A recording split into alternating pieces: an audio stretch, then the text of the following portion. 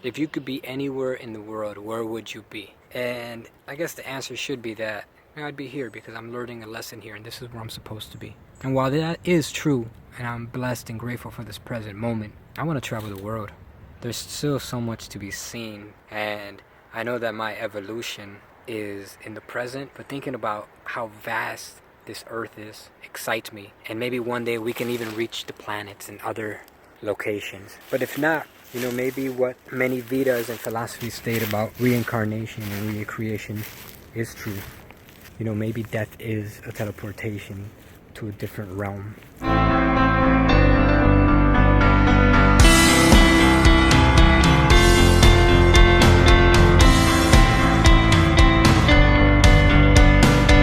I'm going to attempt to not bust my shit.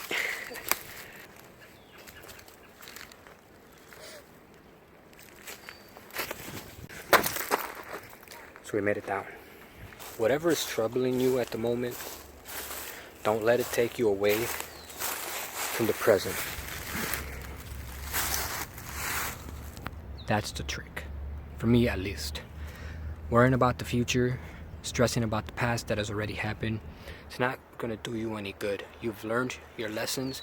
You're at a point in time that you can choose to excel forward or detract, take steps backwards. You have to consciously choose to be in the present. One of the best places to be in the present is out in nature. In nature, you have to consciously put one foot in front of the other, because if you don't and you walk aimlessly, you might stumble, fall. So you always have to be in the present. Challenge for me is to not concentrate on what has already happened. That includes the day. I went to work, double shift, and now this is my safe haven. What's on my mind though, as a result of the day, is knowing that what is to come is so much more fruitful and ventureful than what the past has been. And I'm grateful for the past, for the lessons that it has taught me. Many of us, we struggle. Struggle currently is, like everyone probably, financial woes, monetary insecurities, but that's going to arise naturally if you're someone from the hood, you're an immigrant, migrant, you're a first-generation college graduate. Congratulations. That's such a beautiful accomplishment that gets swept under the rug so many times. If you've graduated from college and you're the first of your kin, I applaud you. That's beautiful. I find that so amazing, because that means that you went out of your cultural and societal comfort zone and you strive for more. It's just something embedded in you if you're a first generation college graduate. If you're going through school right now and you don't really have mentors or peers, family members to guide you, keep going, keep doing it. The struggle is that the educational system has become one that charges. It's a business. So what I struggle with is paying student loans off. I don't like to be in the position where I've borrowed or am borrowing money from people. It's, as we all know, very uncomfortable. You have to open yourself up and you feel as if someone else's finger, thumb, is pushing down on you.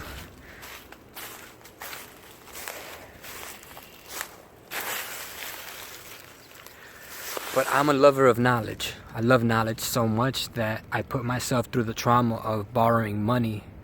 And now at 25 and a graduate, I'm going through the motions of work in order to pay off certain debts. And debt is not fun. It feels like a noose is around your neck, and it feels very limiting. Claustrophobia begins to arise. If you're just going through the motions and graduating from college, like me, try to find yourself in a profession that you will thrive and continue to learn, because that's why I went to school. I made my father a promise that I would graduate on his deathbed, and I completed it. And I'm always going to seek knowledge and information. One of my mentors, Casey Neistat, states that school is a place for those who are unsure of what to major in. And I agree. For the longest, I was unsure. I wanted to be a lawyer at one point, a pilot at another point, political science at one point.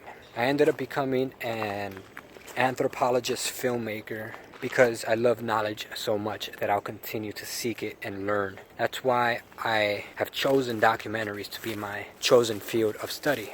Acting to me is so therapeutic. It allows me to heal while being in the present moment and uncover what it means to be another person in another mindset.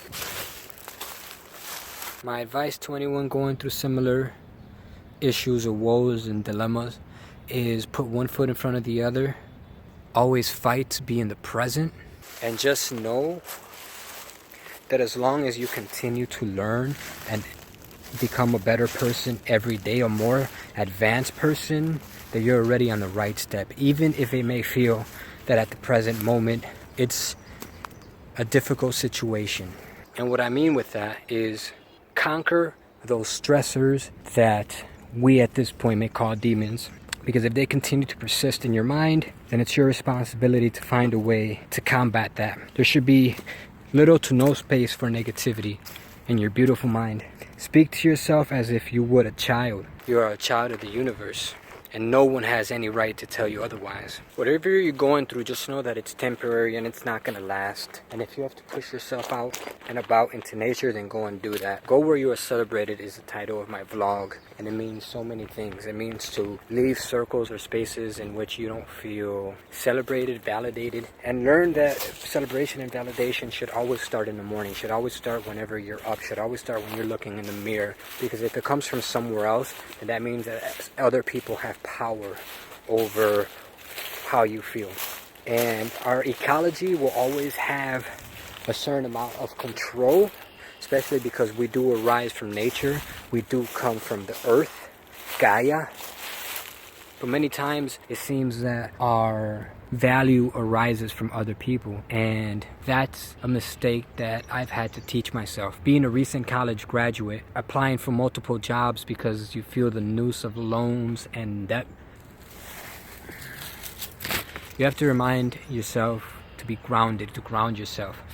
It's super important to take deep breaths and channel yourself into the present moment. When we think about the future, when we're too concentrated on the past, we're channeled into other spaces, into another time and dimension that we can't control. So you're putting yourself in an impotent position, and that by its own nature is destructive to the self, especially because the word itself says it. The present is a present. So utilize the time that you have now, grounded, and if you're not grounded, then ground yourself. I'm currently grounded. I'm in nature. I'm happy. Today was a very long day. It was a double, and tomorrow will be an even longer day. But if you have to touch the ground and feel the soil from which we arise, please do that. It's your responsibility to ensure your safety. It's your responsibility to ensure your happiness. And when we're fortunate enough to find a life partner and friends in a community that celebrate us, then that just allows us to reflect that. But when you're not in those spaces, and when you don't have those relationships, then take that as an opportunity to converse with yourself. We live in a time of duality, as they say, and we have two nostrils, two eyes, two ears, two parts of the lip, the pineal gland, the feminine, the masculine, and the pituitary, also referred to as the third eye pineal gland. And when we have conversations with ourselves, it's not us being crazy, it's us meditating and having conversation with the best person around, because you chose to be in this body, in this avatar. Always strive for better. Know that just because you can't sense God around you, that there are elements at play that go beyond our vision and auditory senses. I can say this with confidence. I can say this in assurance. I can say this as someone who every day fights really bad depression, crippling anxiety, who's gone through a lot of shit, who's still fighting the demons inside the mind that arise who's trying to put one foot in front of the other and inspire and heal. So this is coming from someone who's been deep in the gritty gutter. At this moment, with the sun hitting me right here, I'm absorbing the vitamin D, absorbing God kissing me. So I hope that you have a beautiful day. And if you're going through some shit at the moment, go to sleep with a dream and have your purpose for tomorrow outlined. Let's make it better. Have that be your purpose to have a better day.